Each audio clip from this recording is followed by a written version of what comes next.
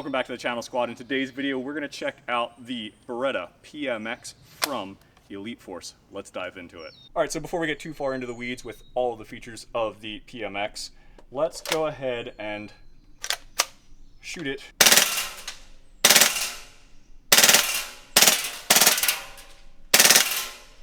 All right.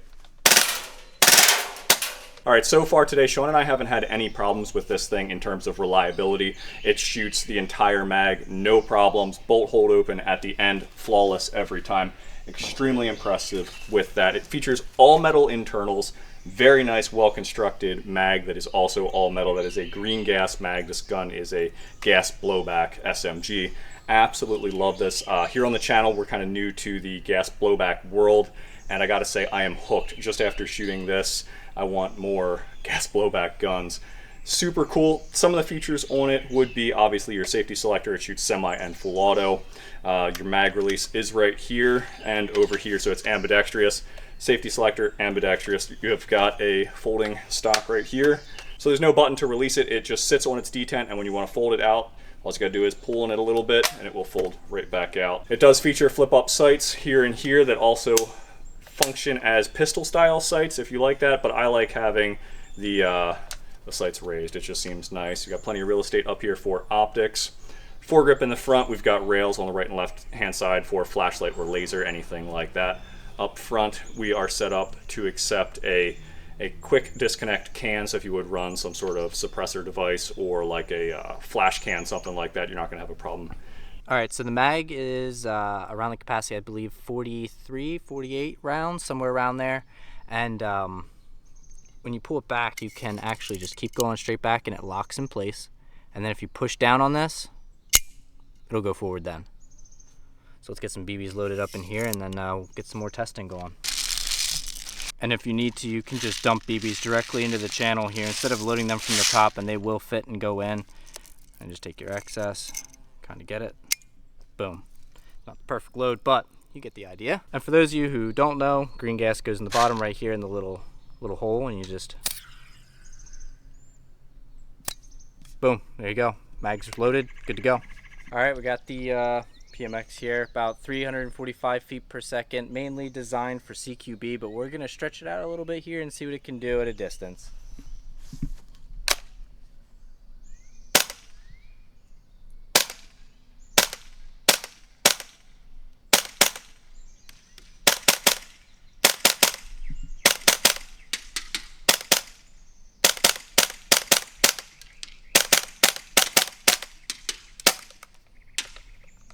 Not too bad. I'm actually impressed. So that was what, 50, 75 yards? Yeah, around 50 to 75 yards is what we were just shooting. No, we got to talking. We're shooting the tracers. This is just what we had sitting around. These are .28s. Yeah. I think that's a little too heavy for this. I think with 2.5s. 2.5s you'd probably stretch out, but for accuracy purposes, those 2.8s were really nice. Yeah, what about like out here at ambush? Would you play with that at ambush? Like, would you play in an outdoor setting? Yeah, I would take this on an outdoor setting if I knew that the field had a lot of areas where I could close the gap and be able to move quickly and not get stuck out in the open. Buildings, you know, stuff in the woods, bunkers. If it's all close by that I can move a lot, if it's a field I'm familiar with, personally, yeah, I'd take something like this and run with it all day. It'd be mad fun to use. All right, so yeah, I would definitely use it at ambush. We'll get around the corner here. I wanted to get mobile to kind of show everyone.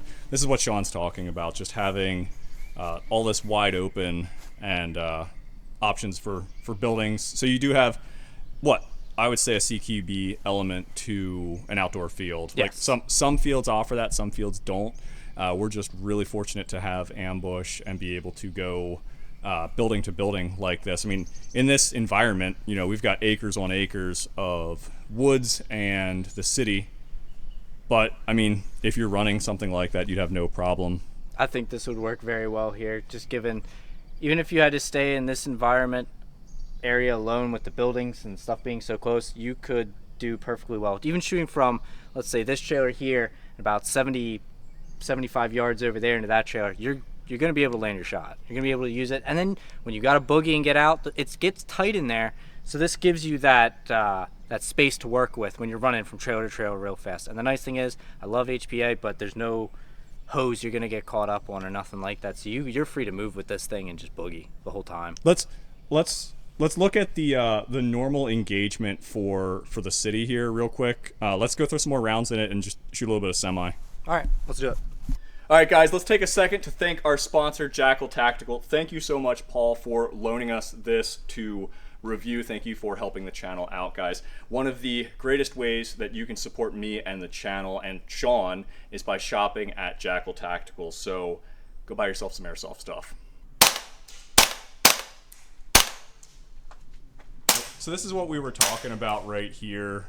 This is one of those places where you get stuck at for like, what, 20 minutes, 30 minutes in here sometimes? Easily. And I mean, Easily. with the location of the spawns and everything and medics in play, generally you can sit in here and just farm kills all day long if you really wanted to. Yeah, you really could. A lot of the fighting will come to this location on the field. And if you look right here, there's a flagpole. You'll have objectives here. So, I mean, essentially you got one team starting over on that side, one team over here, and it's just a full-off sprint-off break you guys are running. And, I mean, it's first come, first serve. You get here.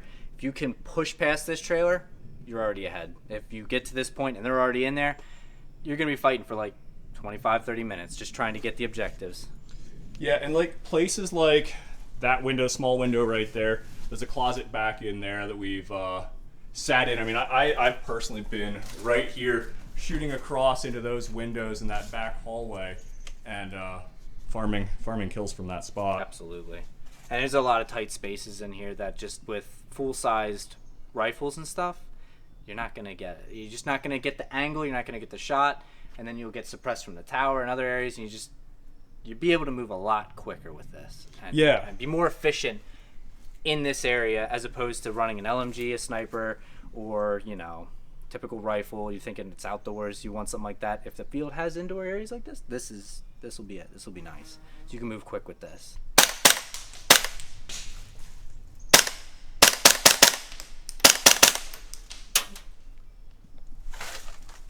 Recoil impulse seems really nice too. It's very comfortable. It's very fun to use. I'd say it's about on par with some of the other blowbacks that I've shot. I like it. It's very fun. I mean, just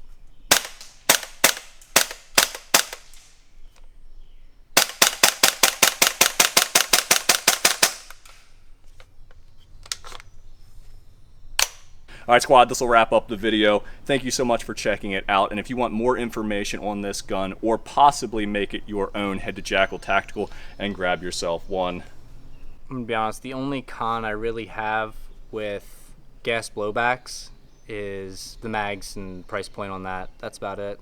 Other than that, I think I like gas blowback more than CO2 and other things, but that's my only con that I would have personally. What about yourself, Ryan?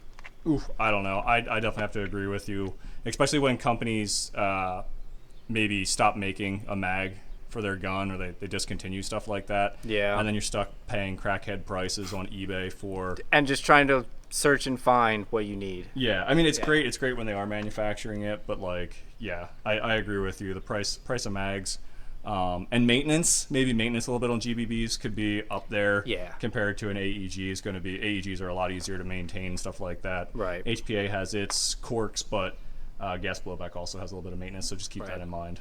That's about it. That's all I really got to say, but I'm thoroughly enjoying using gas blowback. Better watch out, that's high voltage. No, it's... Ah!